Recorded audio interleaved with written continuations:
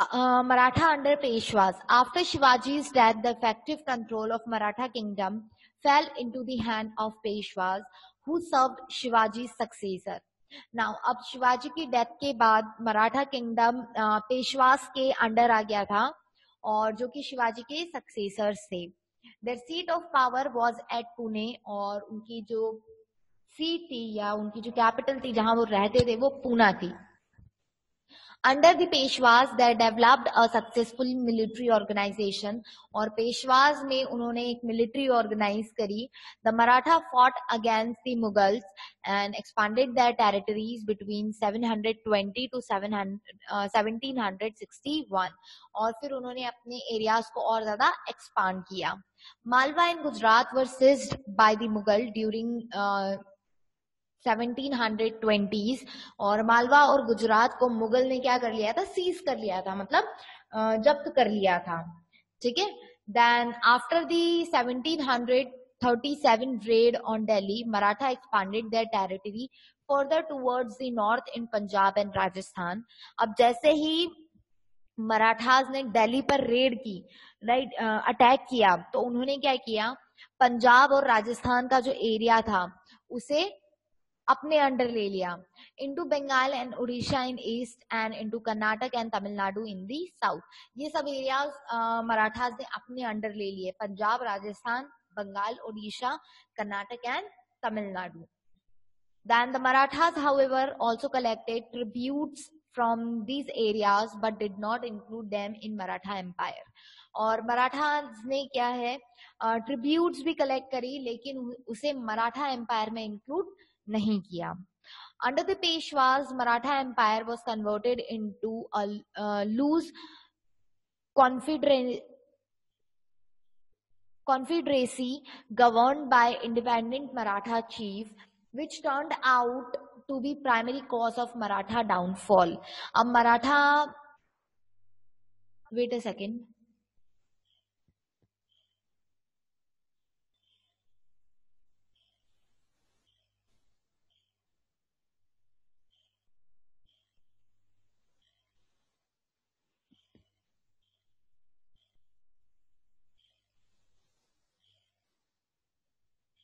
Okay, under the Peshwas, Maratha Empire was converted into a loose confederacy governed by independent Maratha chief, which turned out to be the primary cause of Maratha downfall. अब पेशवा के under Maratha empire जो था वो एक loose कॉन्फिडरेसी में convert हो गया, मतलब एक ऐसा ग्रुप या एक ऐसी टेरिटरी या स्टेट जो कि इंडिपेंडेंट हो गई किसी एक चीफ के अंडर, मतलब एक जो हेड होता है वो उस एरिया को क्या करने लगा, गवर्न करने लगा, जिसके कारण मराठास का डाउनफॉल स्टार्ट हो गया. राइट, इंडिपेंडेंटली वर्क करने लगे वो लोग.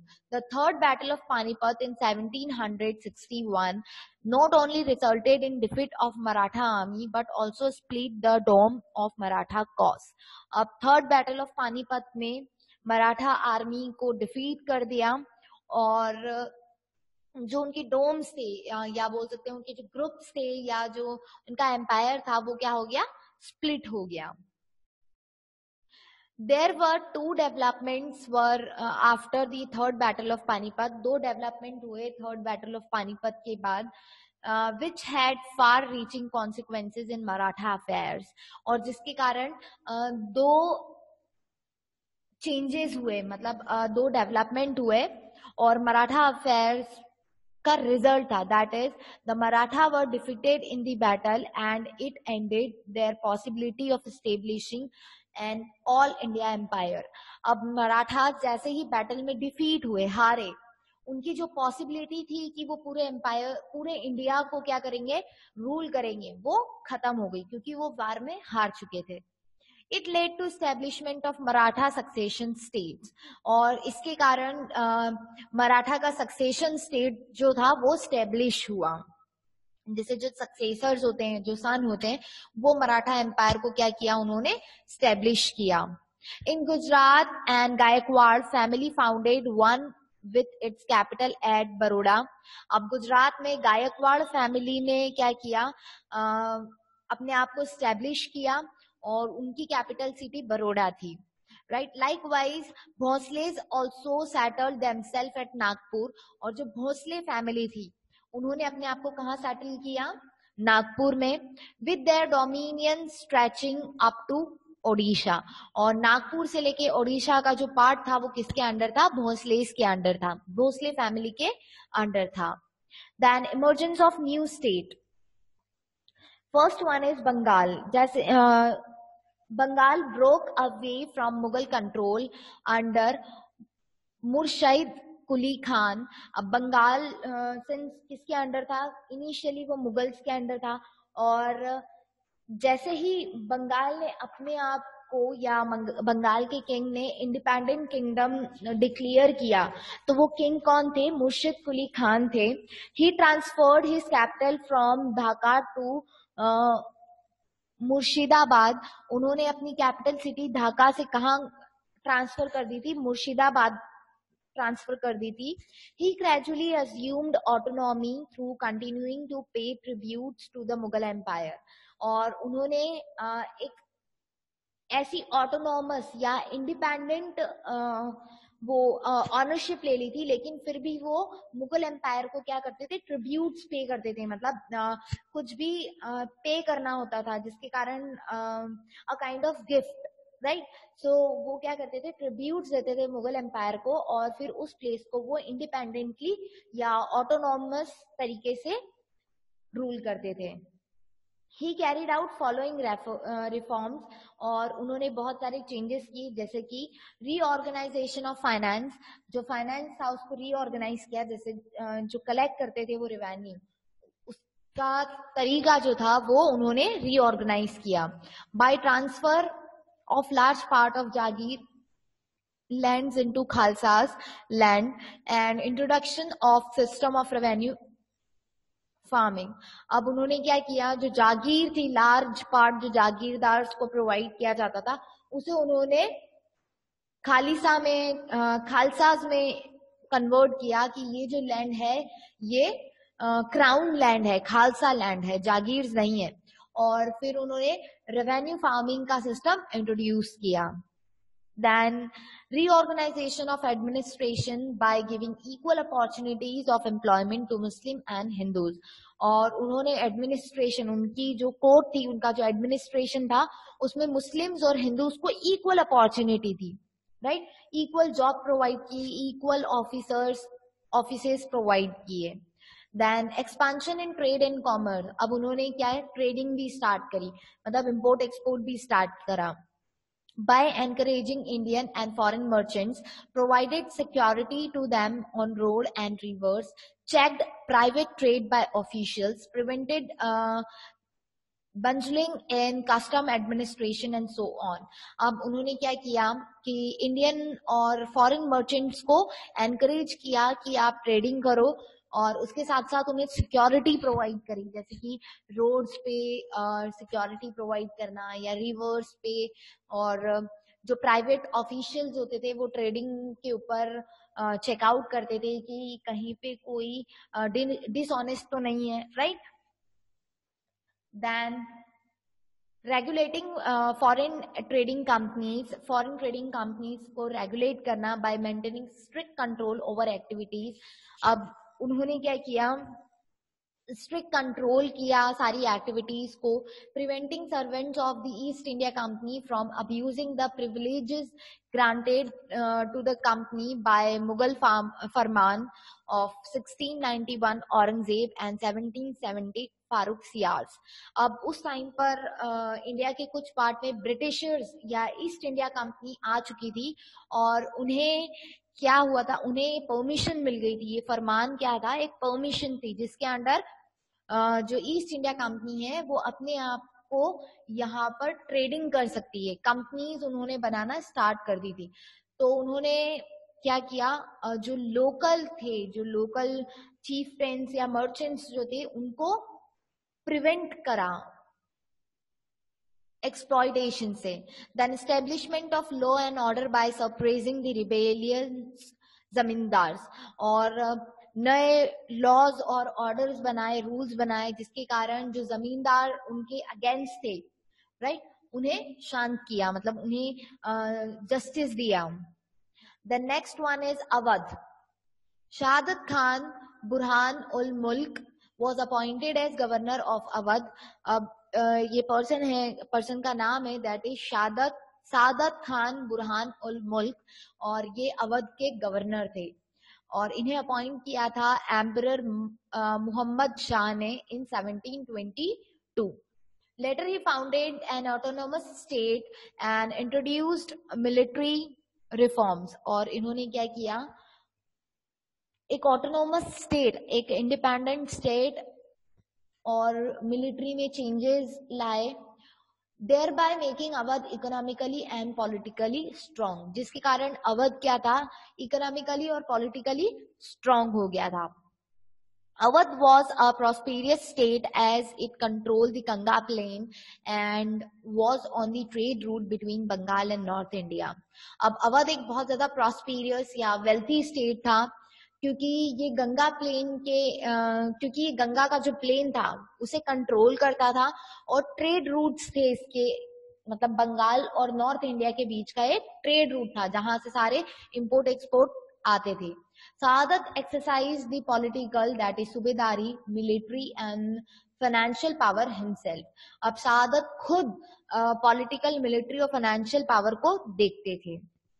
Saadat Khan tried to reduce Mughal influence in Awadh by reducing number of office holders appointed by Mughal।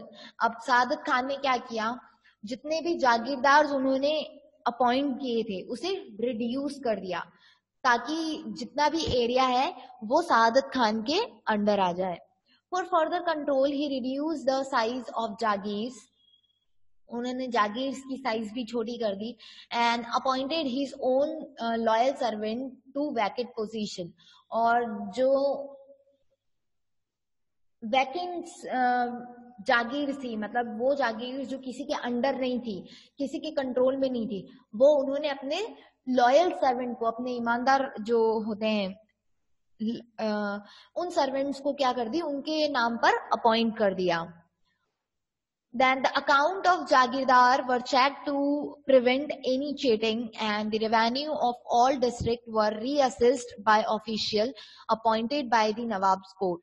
और जितने भी जागीरदार हैं वो चीटिंग ना करें, और इसके लिए वो क्या करते थे, सारी डिस्ट्रिक्ट्स में रेवेन्यू चेक करते थे, और वो रेवेन्यू कौन चेक करता था, ऑफिशियल्स, और उन्हें नवाब कोर्ट के जो ऑफिसर्स होते थे वो अपॉइंट करते थे। Like Bengal, Awadh also made use of revenue farmers called ijaradars to assist and collect revenue. और बंगाल की तरह इन्होंने भी क्या किया, जो रेवेन्यू सिस्टम था उसे रीऑर्गेनाइज किया। New social group like money lenders and bankers came to influence the management of state's revenue system because they provided guarantee of amount to paid by the revenue farmers which had not happened in past. अब जैसे ही ये revenue system उन्होंने reorganise किया, नए social groups जैसे कि money landers आ गए और बैंकर्स क्या इन्फ्लुएंस हुए। उन्होंने नवाब को कहा कि, या किंग को कहा, अवध के किंग को कहा कि हम लोग आपको मनी पे करेंगे या एक फिक्स्ड अमाउंट पे करेंगे, और हम लोग फार्मर्स से रेवेन्यू कलेक्ट करेंगे। तो कुछ इस तरीके से उन्होंने एक गारंटी प्रोवाइड करी, गारंटी ऑफ अमाउंट पे करा, अमाउंट बताया that farmers will pay this much amount to you, right, जो कि पास्ट में नहीं होता था। Safdar Jung succeeded Saadat Khan. He was appointed the Wazir of Mughal Empire and granted the province of Allahabad as well by the Mughal Empire in 1748. सफदार जंग जो थे वो सादत खान को सक्सीड किया उन्होंने, और उन्हें वजीर डिक्लेयर किया गया था मुगल एम्पायर को। उन्होंने एक और प्रोविंस जो कि इलाहाबाद है उसे, वो इलाहाबाद उनके अंडर आ गई, उनके कंट्रोल में आ गई 1748 में। From 1748 Nawab of Awadh came to be known as Nawab Wazir, और जो अवध के नवाब बन गए, और उसके बाद उन्हें नवाब वजीर कहने लगे, मतलब उनका नाम चेंज हो गया। डेसिग्नेशन जो थी वो चेंज हो गई, दैट इज नवाब वजीर हो गए. Then since Safdar and his successor held both the Nawabship of Awadh and Wazirship of Mughal Empire, Safdar Jung's help in conquest against the Rohillas, Jats, Marathas resulted in extension of his territory.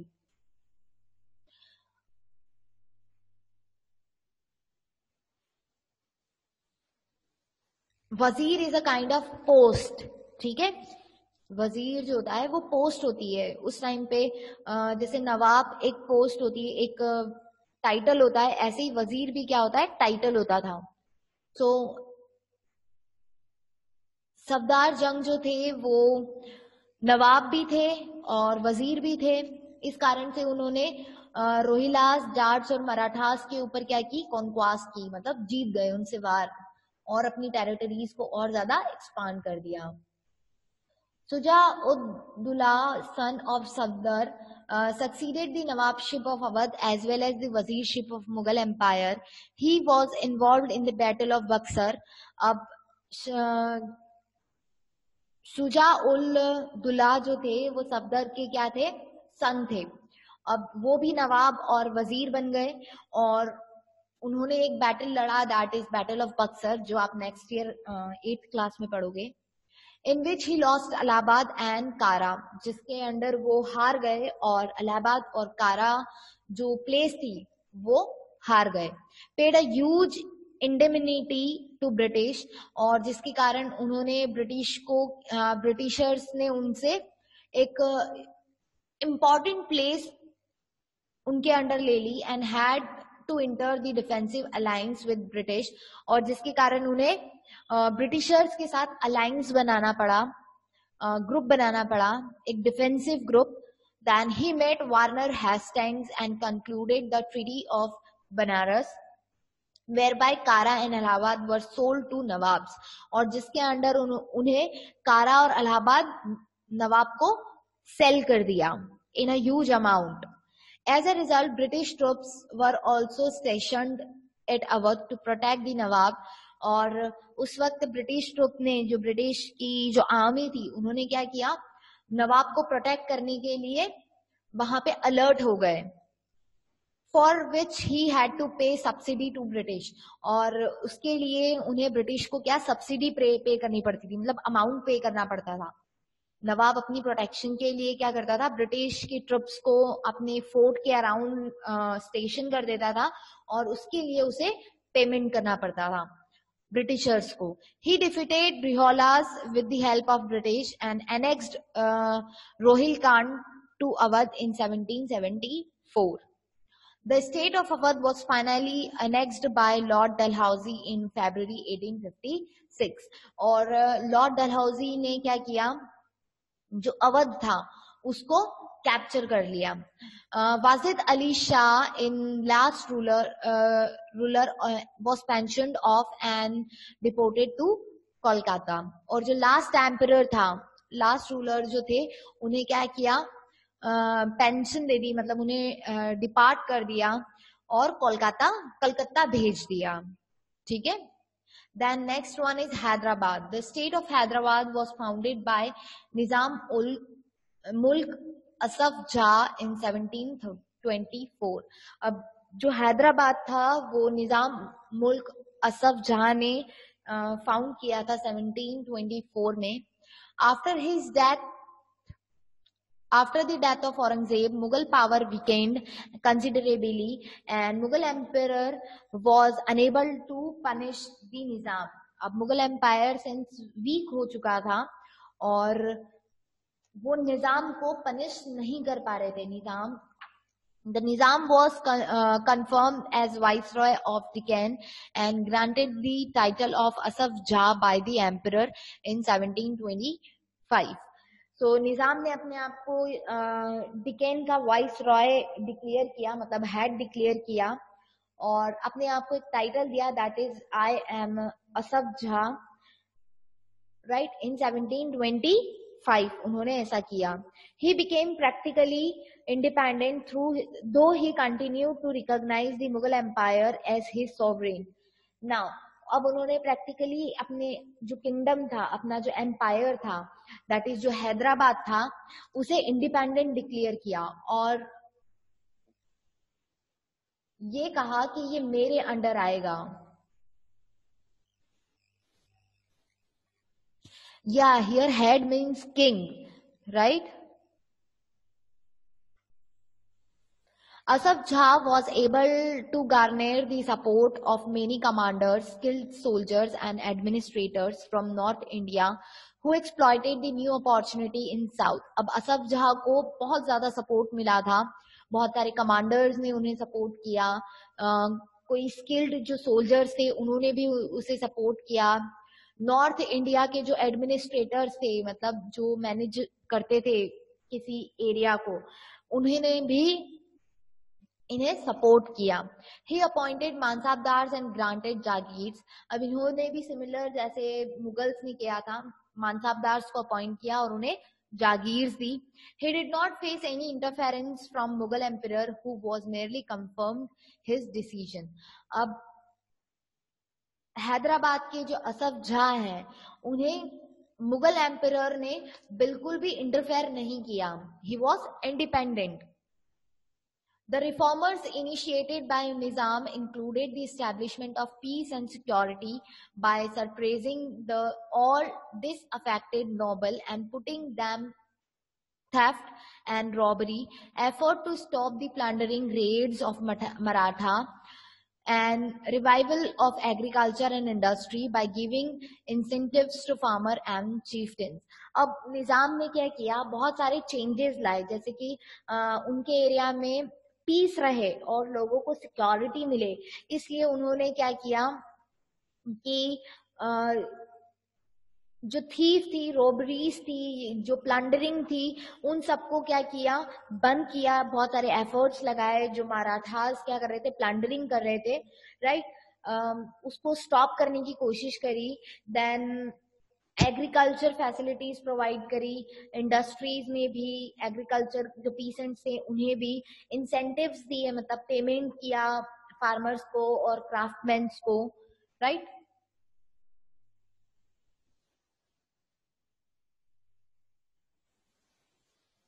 Chapter 5 of what?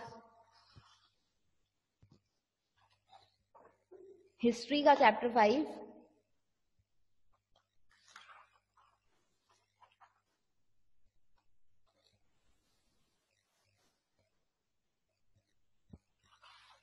Yes बेटा, उसकी तो activity में करवा चुकी हूँ.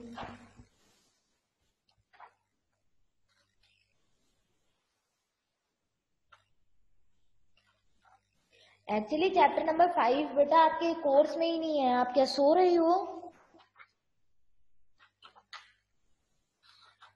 Look at your index, जहां पे chapters मैंने आपको कट करवाए थे जो आपके सिलेबस में नहीं है. तो चैप्टर नंबर 5 तो आपके सिलेबस में ही नहीं है. 5, 6, 7. चैप्टर नंबर 8 की बुक एक्टिविटी में करवा चुकी हूँ, कल ही करवाई है, और चैप्टर नंबर 10 की अभी करवा रही हूँ. Take out your book. We are having just 4 minutes. Book activity कर लो फटाफट. First answer is Surajmal. C, Surajmal. Second answer is A, Maratha. जिसके पास बुक नहीं है वो स्क्रीनशॉट ले लो. Third one is Nadir Shah. B, Nadir Shah. Fourth, that is C, Guru Gobind Singh. C, Guru Gobind Singh. Fifth, B, Nizam Mulk Asaf जा. तो पहले का आंसर है सी, सेकंड का आंसर है ए, थर्ड का आंसर है बी, फोर्थ का आंसर है सी और फिफ्थ का आंसर है B. Now fill in the blank. First answer is Peshwas. PESH, PESHWAS, Peshwas. Peshwas, ठीक है। Next sardeshmukhi, SARDESHMUKHI।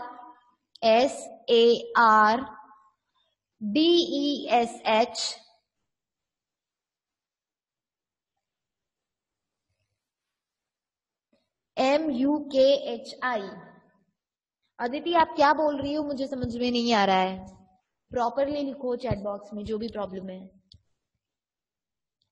Next answer is Sardeshmukhi. Next is मुजुमदर,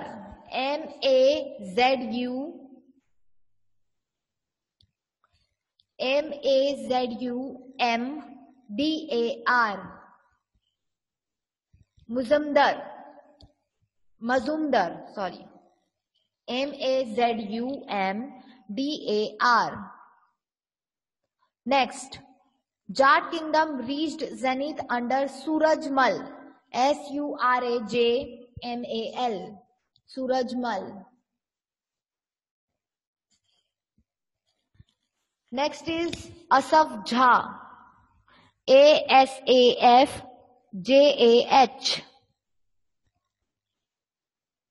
ठीक है। True false, first one is false, second is true, only second one is true, बाकी सभी क्या है, false है। First one is false, second true, third false, fourth false and fifth false. Okay, so आज आपका test है 3 बजे, so be prepared for your test, ठीक है। गूगल क्लासरूम पर मैं आपको टेस्ट पेपर भेज दूंगी और सिमिलर PDF फॉर्म में आप मुझे आंसर्स भेजना है।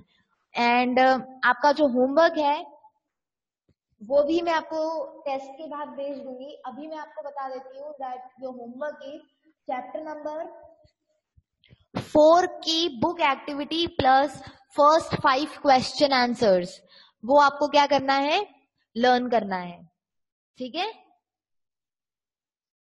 Is it okay?